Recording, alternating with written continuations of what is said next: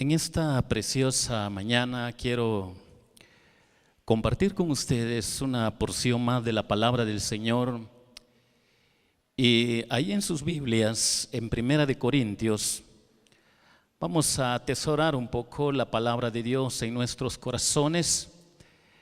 En Primera de Corintios, y vamos a leer Primera de Corintios capítulo 1. Primera de Corintios capítulo 1.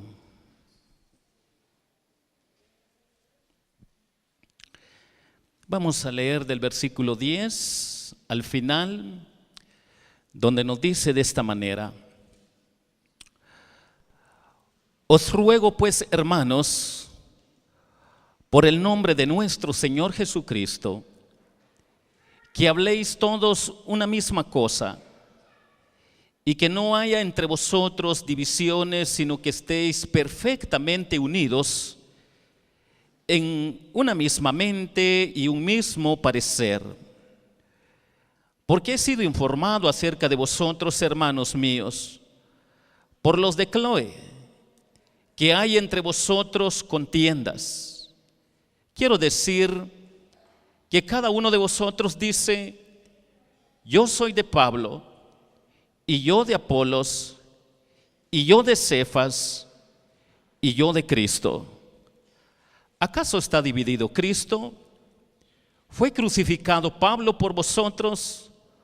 ¿O fuisteis bautizados en el nombre de Pablo? Doy gracias a Dios de que a ninguno de vosotros he bautizado, sino a Crispo y a Gayo, para que ninguno diga que fuisteis bautizados en mi nombre. También bauticé a la familia de Estéfanas. De los demás, no sé si he bautizado a algún otro, pues no me envió Cristo a bautizar, sino a predicar el evangelio, no con sabiduría de palabras, para que no se haga vana la cruz de Cristo. Porque la palabra de la cruz es locura a los que se pierden, pero a los que se salvan, esto es, a nosotros, es poder de Dios. Pues está escrito: destruiré la sabiduría de los sabios y desecharé el entendimiento de los entendidos. ¿Dónde está el sabio? ¿Dónde está el escriba? ¿Dónde está el disputador de este siglo? ¿No ha enloquecido Dios la sabiduría del mundo?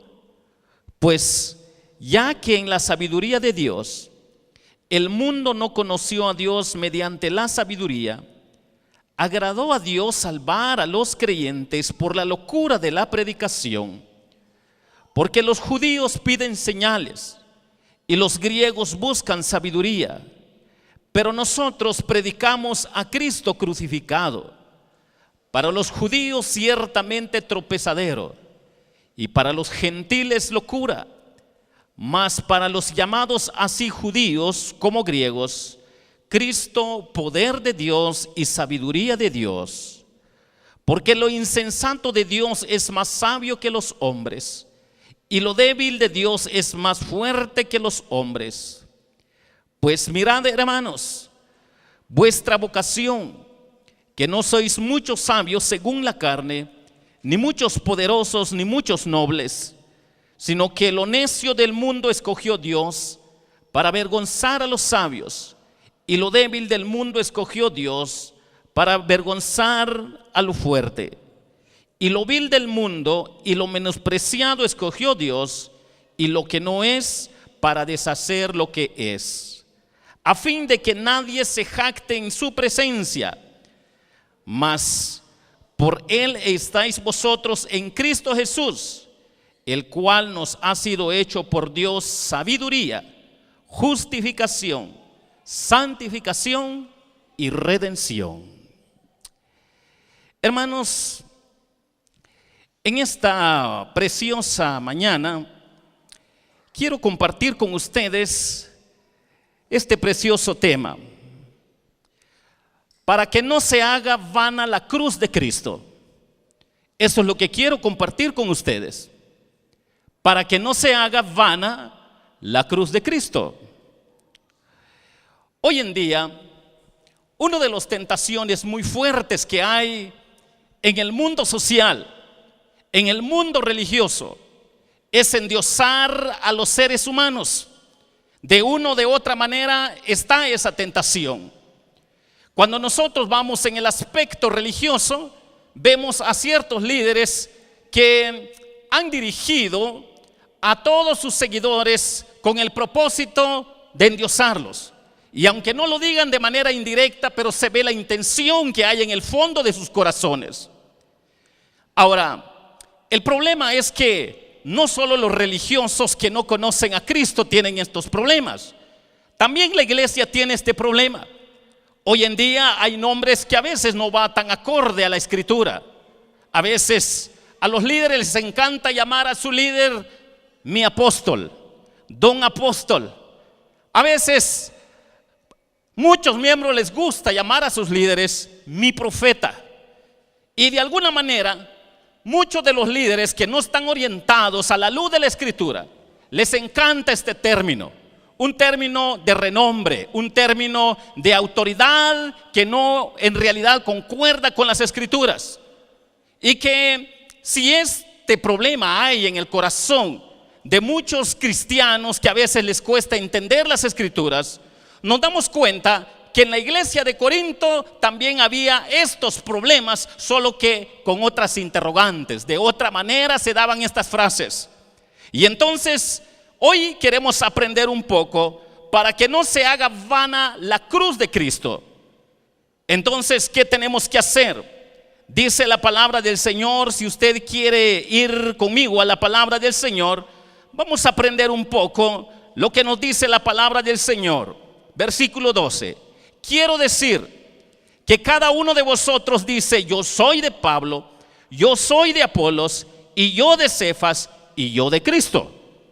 Cuando nosotros reflexionamos en este pasaje de la palabra del Señor, y si queremos aprender un poco sobre el tema, para que no se haga vana la cruz de Cristo, tenemos que entender que la primera verdad que encontramos acá en el fondo de la palabra del Señor, de acuerdo al versículo 12, es que tenemos que rechazar las demandas de la religión. Rechazar las demandas de la religión, tristemente, para muchos es muy complejo, muy difícil.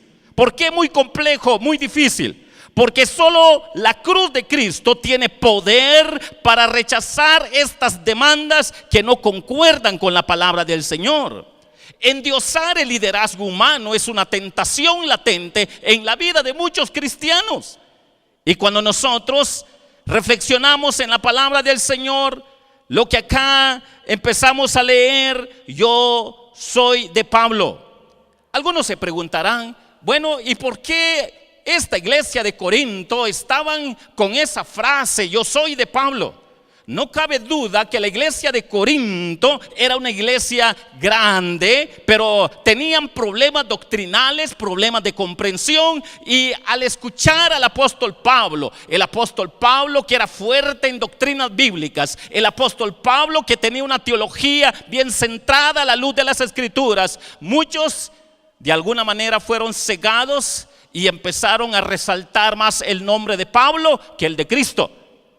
Y esto causó problemas dentro de la iglesia.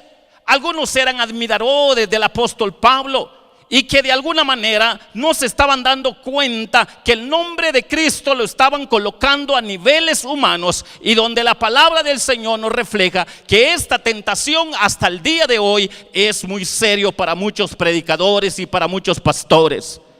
Y entonces viene la palabra del Señor, también nos dice: yo soy de Apolos.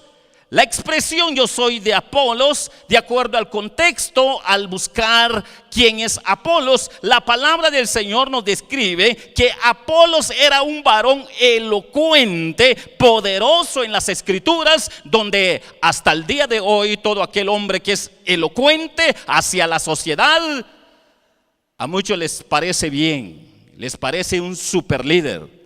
alguien que domine a las masas, alguien que tenga palabras para poder dominar grandes masas, que sea un hombre elocuente. Es lo que demanda la sociedad y hoy en día, solo que Apolos era elocuente en la palabra, pero la iglesia de Corinto tenía debilidades en endiosar a este hombre más allá de lo que no le correspondía a Apolos.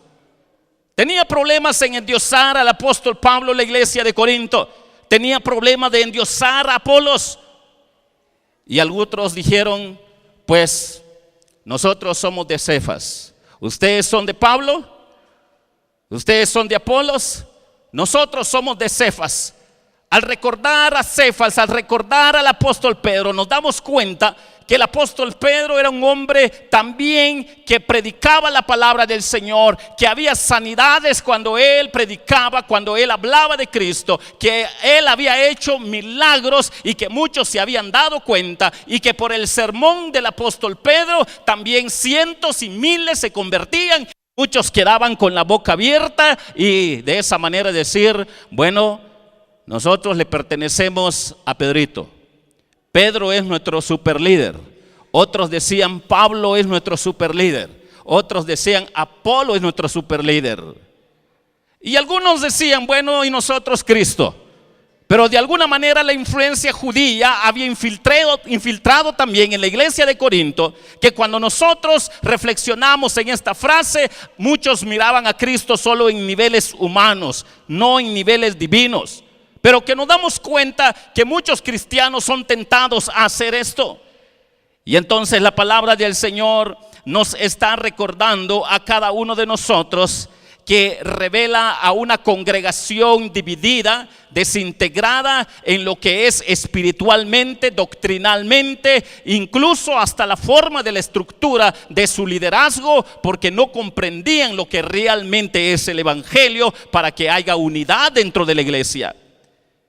Para que no se haga vana la cruz de Cristo. La primera verdad que hemos aprendido es que tenemos que rechazar las demandas de la religión. A veces los problemas dentro de una congregación empiezan de adentro, pero otras veces viene de afuera. Por ejemplo, cuando nosotros pensamos en la iglesia de Gálatas. La iglesia de Gálatas fue influenciado también por la religión judía. Y la religión judía estaba demandando a los gálatas para que ellos pudieran circuncidarse para ser hijos legítimos del Dios Altísimo. Y el apóstol Pablo también les advierte, les llama la atención que no es correcto lo que estaban influenciando esta religión. Y les hace mención que la circuncisión del cristiano es en el corazón más que en un órgano del cuerpo. Para que nosotros entendamos que tenemos que rechazar las demandas de la religión cuando empiezan de adentro, pero también cuando vienen como ataque de afuera, para que nosotros seamos cautelosos, prevenidos, para comprender, para que no se haga vana la cruz de Cristo, tenemos que rechazar las demandas de la religión. Cada cosa que oímos, cada palabra, cada frase o cada oración, nosotros debemos de ser prudentes para analizar a la luz de las Escrituras si concuerdan con la voluntad de Dios Padre, si concuerdan con su palabra, si concuerdan con lo que Dios, el propósito del por qué Dios colocó a la iglesia sobre la tierra para difundir su palabra. Y si no concuerda, somos responsables para poder rechazar y decir esto no es agradable delante de Dios. Y entonces la palabra del Señor nos sigue enseñando para que no se haga vana la cruz de Cristo. Vamos al otro versículo que tenemos en la palabra del Señor, versículo 29. Si usted tiene ahí la escritura en sus manos, por favor, quiero que noten lo que dice la palabra del Señor en el versículo 29. A fin de que nadie se jacte en su presencia. Noten lo que dice este pequeño versículo. A fin de que nadie se jacte en su presencia, para que no se haga vana la cruz de Cristo. No solo tenemos que rechazar las demandas de la religión, sino también tenemos que matar el yo personal. Matar el yo personal, esto nos lleva a reflexionar en lo que el apóstol Pablo estaba diciendo. Ya no vivo yo, mas Cristo vive en mí.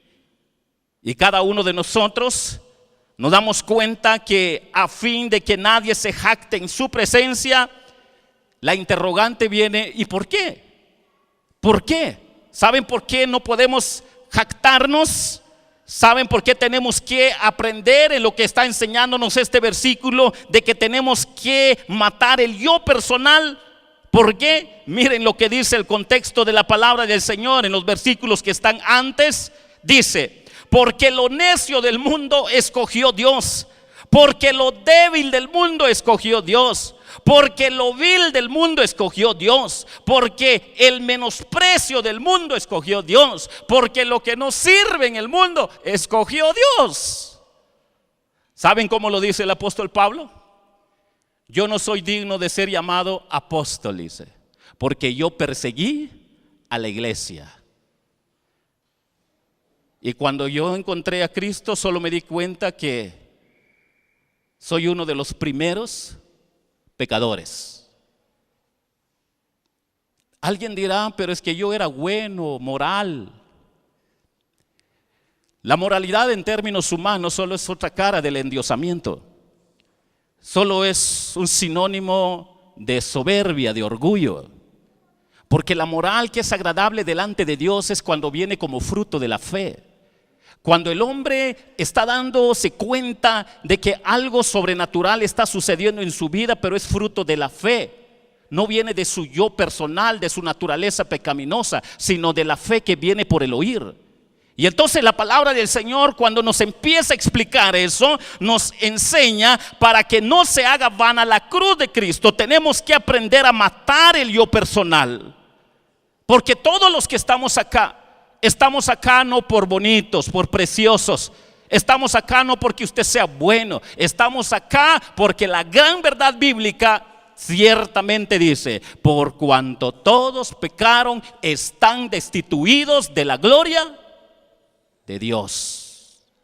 Aquí estamos porque Cristo nos alcanzó. Porque lo más vil del mundo, Dios hizo cosas sobrenatural en la vida de aquel de lo más vil del mundo, del desprecio del mundo, de la basura del mundo. He tenido el privilegio de orientar a hombres que han salido de la drogadicción. He tenido el privilegio de orientar a hombres que han salido del alcoholismo. Y he tenido el privilegio de estar con hombres que han tenido vicios terribles y lo único que ellos confiesan: Jesús, gracias por perdonarme y salvarme. Gracias por cambiarme. Pero he tenido la oportunidad de presentar el evangelio a hombres cultos, a hombres morales, y cuando entienden el evangelio, lo único que dicen: soy pecador, necesito de Jesús. Y cuando nosotros reflexionamos en esto, lo único que nos resta es decir: Señor, soy pecador. Estoy aquí porque un día tú me rescataste. Porque eso es lo que está diciendo la palabra del Señor.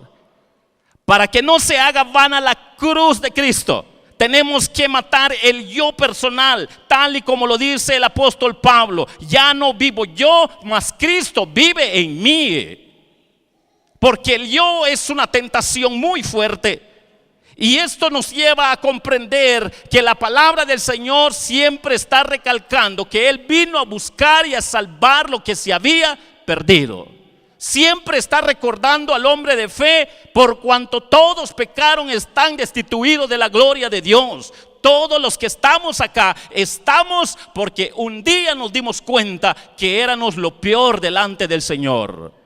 Estamos porque la Biblia dice: no hay justo ni aún uno, no hay quien haga lo bueno, todos se descarriaron, cada quien tomó su propio camino. Eso es lo que nos dice la Escritura.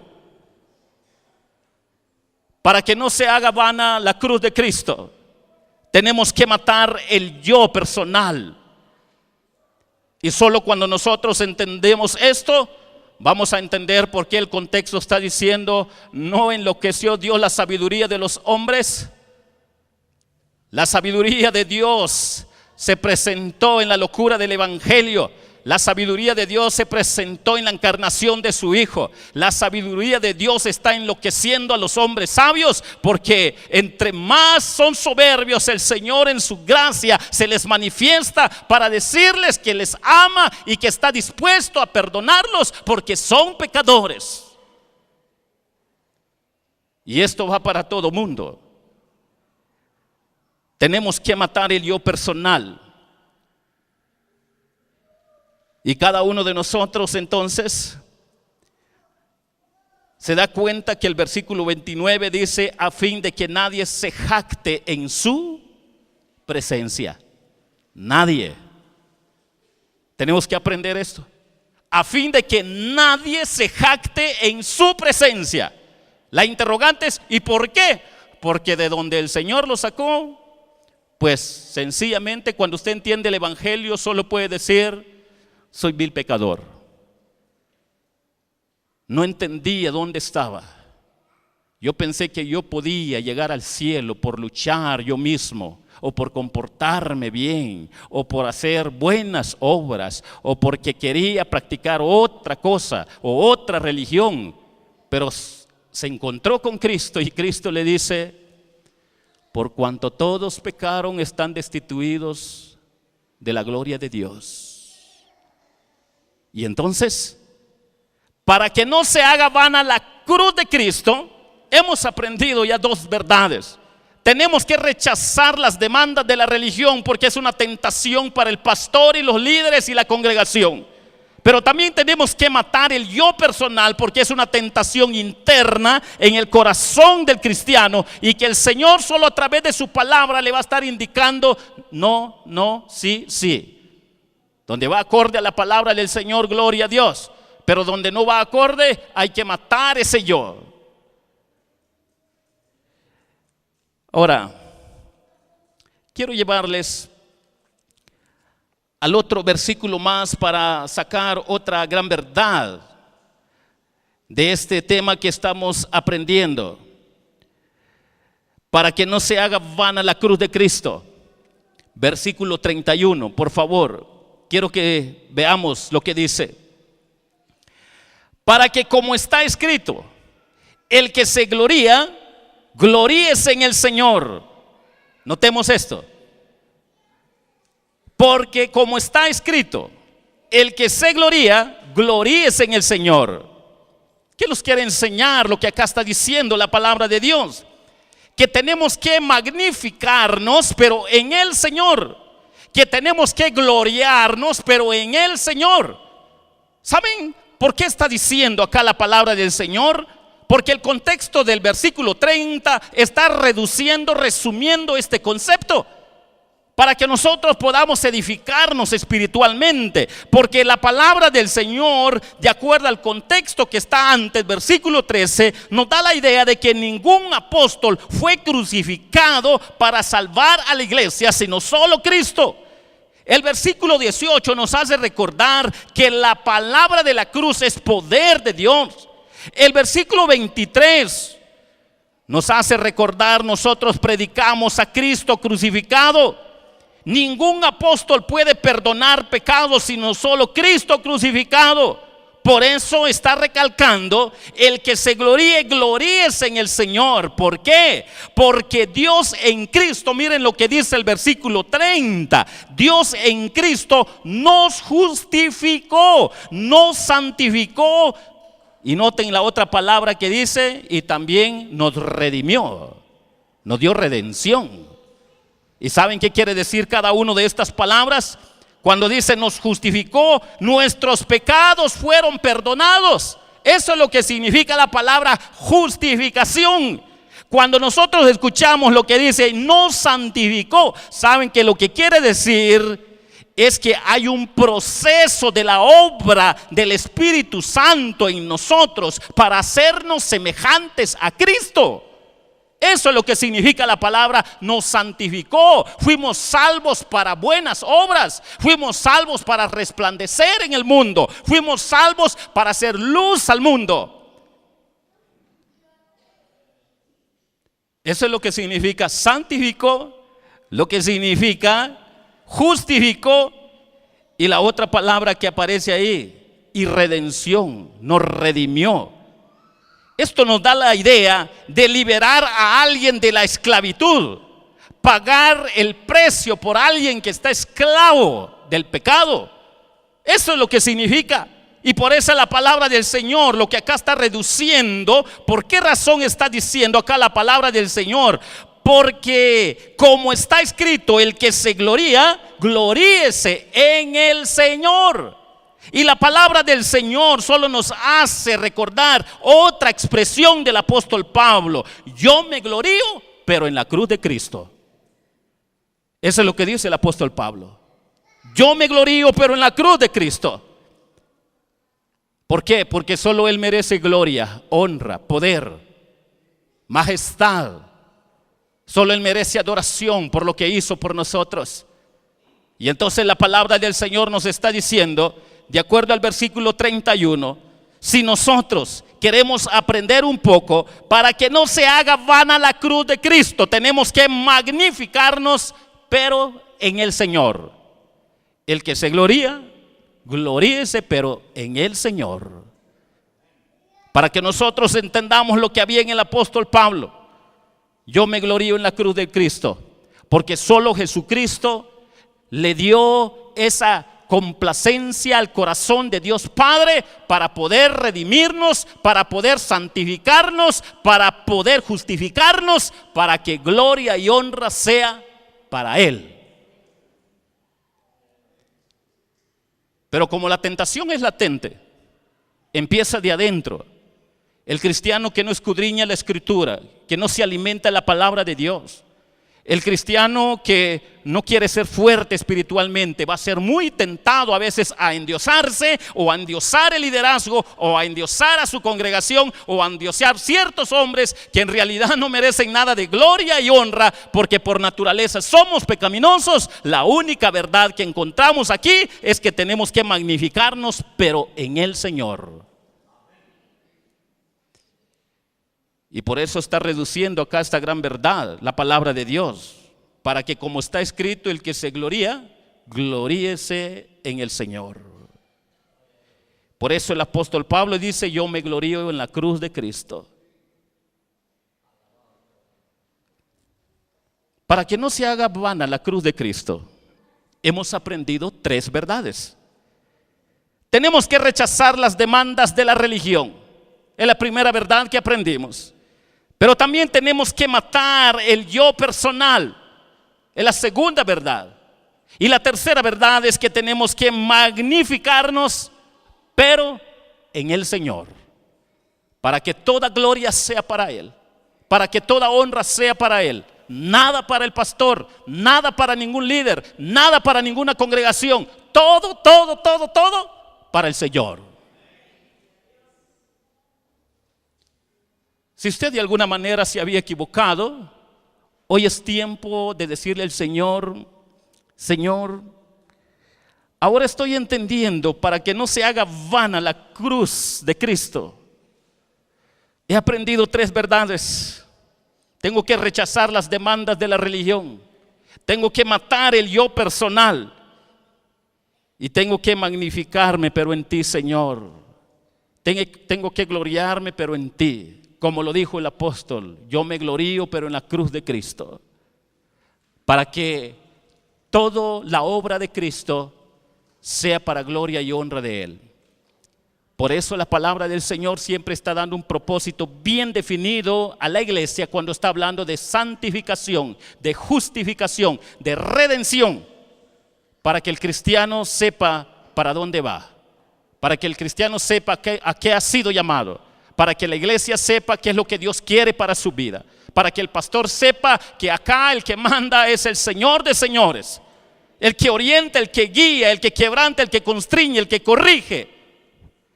Es el Señor, es su palabra, es el poder de su Santo Espíritu. Para que aprendamos a humillarnos. Para que el pastor aprenda a ser humilde. Para que los líderes se den cuenta que nosotros no merecemos nada. Pero el Señor sí merece gloria y honra. Y quiere levantar a su iglesia, pero para que Él sea exaltado.